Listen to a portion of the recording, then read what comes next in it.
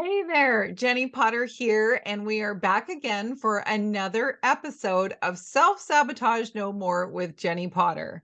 Today's episode, episode 5, we are diving into sabotage beliefs and how they may be the very hidden thing that is in your way, getting in your way between you and the life that you've always dreamt of. And so, we're going to jump into this because I believe that sabotage beliefs are way, way, way, way, way up there on the list of things that block people from truly stepping into their own light, that truly block them or set off the alarm that we've talked about in previous episodes that hold people back from living their best life and stepping into their divine missions. And so when a sabotage belief or a limiting belief, you may have heard of them called limiting or false beliefs before. When a sabotage belief triggers the alarm, it's sort of like the alarm goes off. You think the house is burning down, but really it's just burnt toast. It's kind of that situation again. And so, even though I have talked about limiting beliefs as a glitch that's setting off the alarm, the truth is that this glitch is no glitch at all. This is a survival mechanism. This is to keep you alive. It's just that in modern day times, it doesn't serve us all the time in the way that it used to. So, I want to give you an example of how limiting beliefs or sabotage beliefs are a mechanism for survival, and then we'll jump into some of the ways that this has affected me personally and maybe affecting you. And then, as always, I will give you a tangible exercise. This exercise is going to help you identify your limiting beliefs, your sabotage beliefs, and hopefully release them. We'll also pair a previous exercise, like sometimes we do. All of these stack very nicely, these exercises throughout the episodes. And so we may pair another exercise with that as well, depending on time and how deep we go down the limiting belief rabbit hole. So, first things first, the mind is like Teflon for positive experiences, and it's like sticky, sticky, sticky for negative experiences. And this is a quote, though I didn't say it exactly, by Dr. Rick Hansen. And so, Teflon, as you know, if you've ever had a Teflon pan, you can just wash that off pretty easily. The exact quote is: the mind is like Velcro for negative experiences and Teflon for positive ones. So Velcro being sticky, Teflon being easy to slide off and clean. And so the reason why positive experiences don't stick is because we don't need them for survival. So a negative experience happens and we survive, and so the mind goes, oops, the subconscious goes, whoa, if that happens again, we need to set off the alarm. Okay, so the example I use in my book and the example that makes sense in a very simple way is, let's just say you're 7 years old, you're walking along a path, you see some berries, you grab them, you eat them, and you get violently ill. Okay. And maybe your mom gets super upset with you, you get in trouble. It was just such this simple, innocent thing. And yet it caused terror and sickness and all of these things.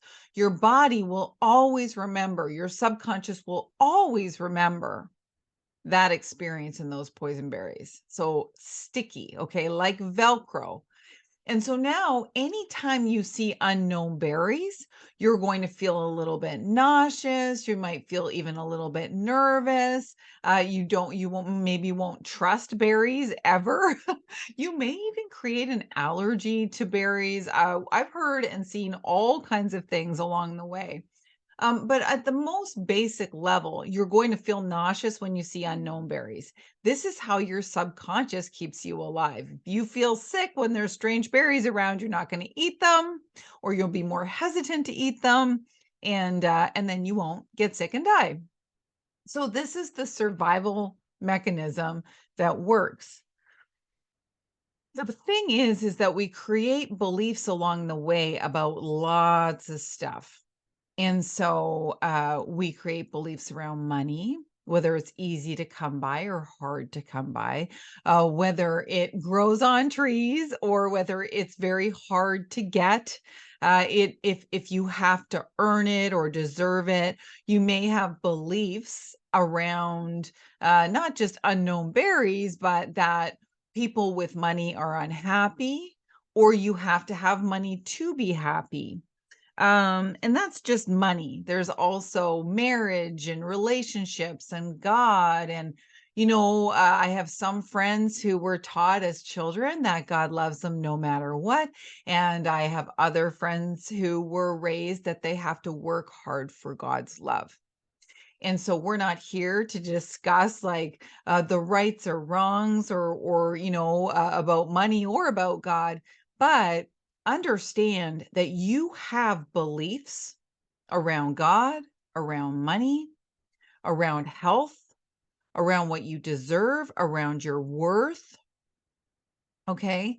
And as you step into life, you look for proof of those beliefs, and you use that filter setting and that autopilot. It's all tied in. And you continue to create a life that provides you with evidence that your beliefs are true. And so, what does that really mean? Well, I can give you an example, a personal example of beliefs.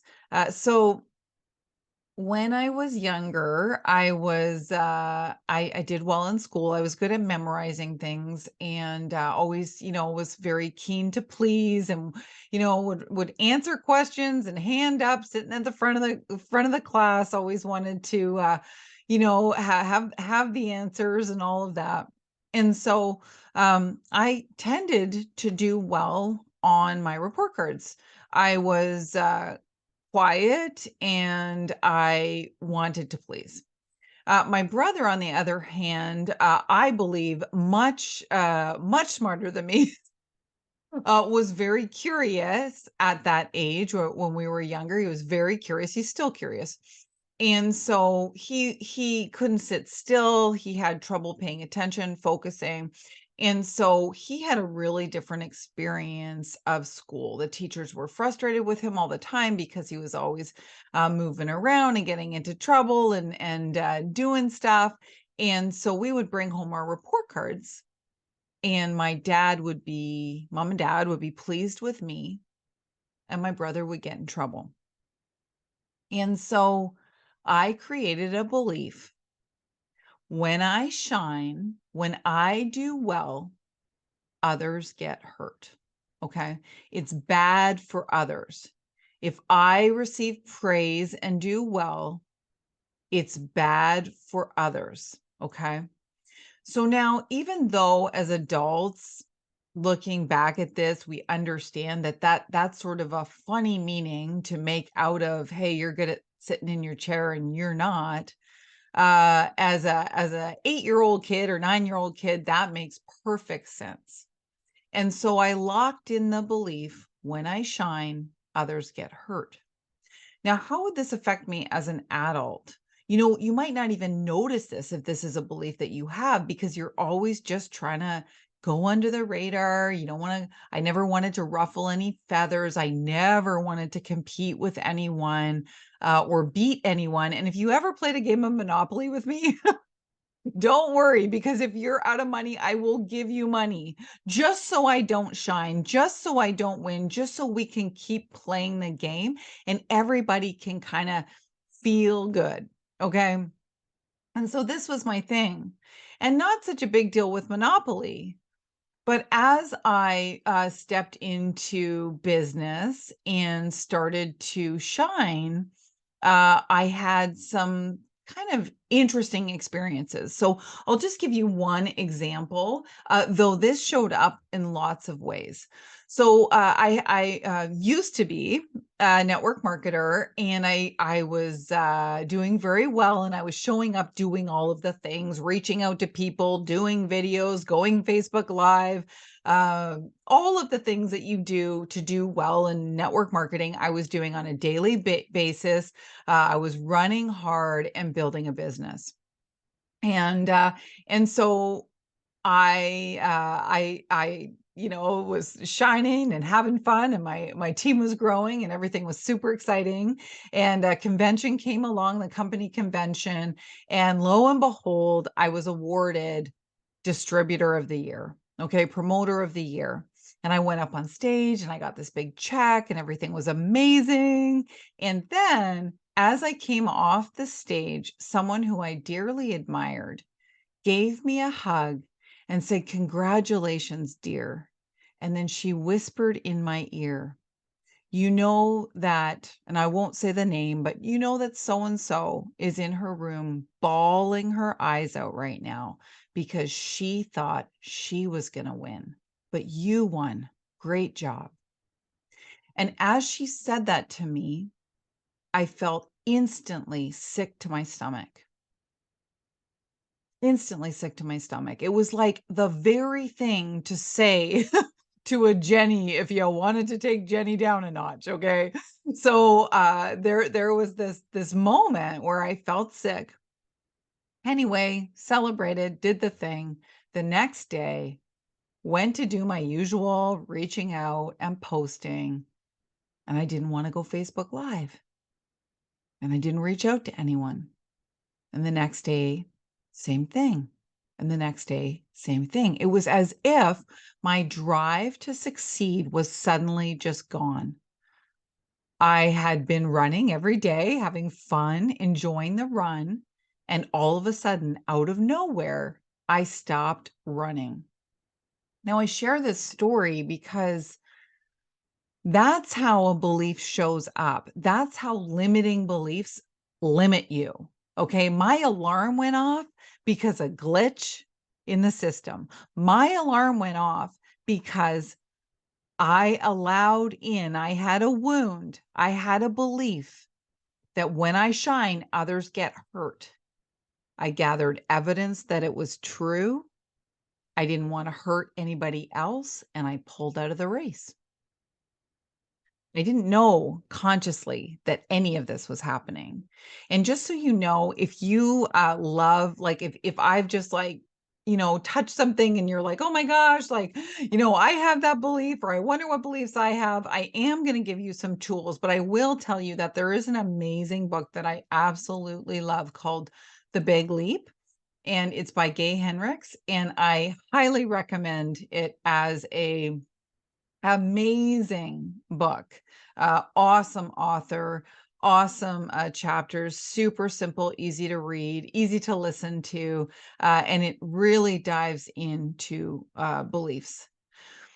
But regardless, we all have beliefs. We all have limiting beliefs and sabotage beliefs that rear up. And if we're not aware of them, which by the way, it took me like 3.5 years to uncover that limiting belief and deal with it. Okay. And so it wasn't that I did go on to do other things, but it was like I always had this like fear around doing too well or shining. So I would reach to shine and then pull back. I would reach to shine and then pull back. And so I'm going to read to you some common sabotage beliefs. Now, if you want the PDF version of what I'm about to read to you, you can absolutely download that from jenniepotter.com, and that's JenniePotter.com. And you can download the sabotage beliefs PDF. You can also go to my Facebook group community, which is the same name as this podcast, Self-Sabotage No More with Jennie Potter. And it's in the files section along with lots of other support and files. But just to list off some sabotage beliefs, I want to read through these because these are really common. This is what, when I'm coaching people, when I'm working one-on-one people with people, this is what comes up. So the world is unsafe. I don't deserve love. I'll never be loved. I don't have control. I don't deserve forgiveness. I'm not worthy of respect. I'm stuck. I'm trapped. Everything is dangerous. I'm out of control. I'm dangerous. I'm stupid. Growth is painful. Money is bad. I have to earn love. I'm weak. I'm not a priority. People will betray me.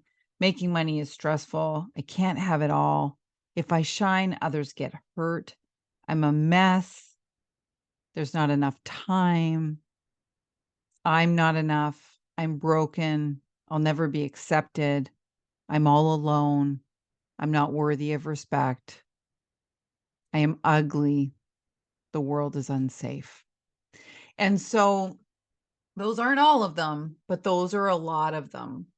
And, if you have any of those beliefs, they are limiting how you're showing up in different areas.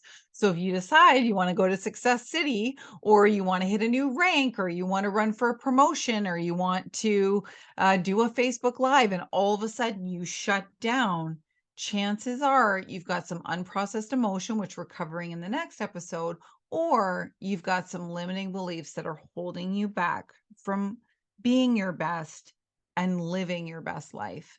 Now, John Assaraf says beliefs are the lenses in which you interpret the world, and that is absolutely true. We touched on that in the episode on filters. And so it's just really important that you understand that when you're feeling that pull up, terrain ahead, there is no terrain. This is a glitch. This is a limiting belief. When that smoke detector goes off, remember to check for burnt toast before you go running out of the house, or more likely before you avoid the task in front of you. And so a really good exercise to do is to, first of all, you can brainstorm on what you think your limiting beliefs are. If any of the limiting beliefs that I spoke out called to you, just write them down right away. But essentially, you can go through that list. So if you need to listen to me speaking those out again, you can. Or if you would prefer a written version, there is the PDF version on my website at jenniepotter.com. And go through that list, okay? And just there's little check boxes by every single belief, and just put a little check box if you feel a twinge. One of the things we're going to talk about is awareness around where you feel limiting beliefs and where you feel unprocessed emotion.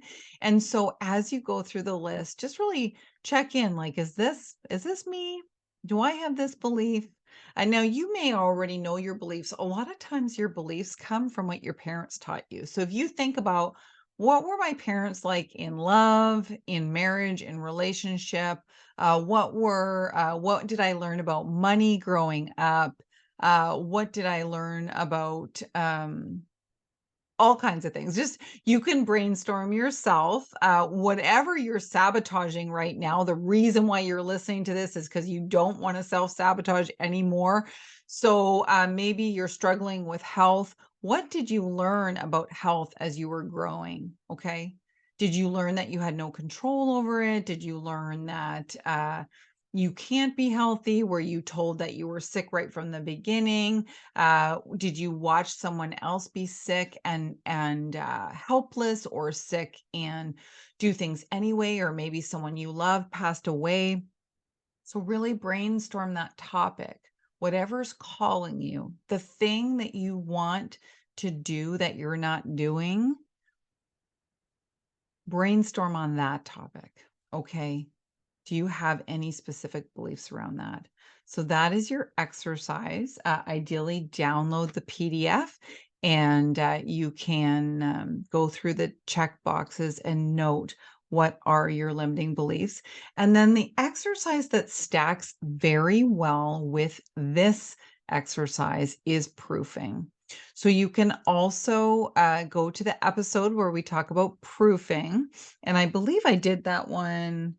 I'll have to I'll have to make a note of it in the description because I don't have it on me right now. Oh yes. It was episode 3. We went over proofing. Okay. And so you can look at proofing and ask yourself, okay, I have these limiting beliefs over here that I know that I have. Now, what is proof that they're true? And then look for proof of the opposite. Okay. And so, those are your tangible takeaways, tangible exercises for today. I'm so grateful for you listening to this episode of Sabotage Beliefs.